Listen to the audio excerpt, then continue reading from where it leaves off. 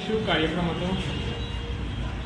વિસનગર વિધાનસભાના કાર્યાલયનું આજે વિસનગરની ટીમે મળી અને ઉદ્ઘાટન કર્યું છે કાંસા 4 રસ્તા ઉપર। અહીંયાથી આમ આદમી પાર્ટીની માત્ર વિસનગર વિધાનસભાની નહીં પરંતુ આસપાસની વિધાનસભાઓની પણ કામોનું સંચાલન થશે। જે સ્થાનિક સ્વરાજની ચૂંટણીઓ આવી રહી છે જેમાં તાલુકા પંચાયત, જિલ્લા પંચાયત, જ્યાં નગરપાલિકાની ચૂંટણી છે ત્યાં નગરપાલિકામાં આમ આદમી પાર્ટી પૂરી તાકાતથી લડવાની છે।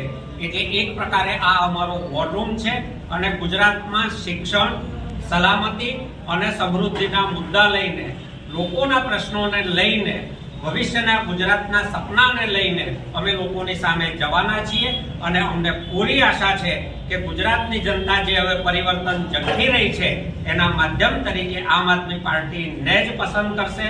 ભાજપની સરમુખત્યારશાહી સામે ગુજરાતમાં બીજો કોઈ વિકલ્પ નથી।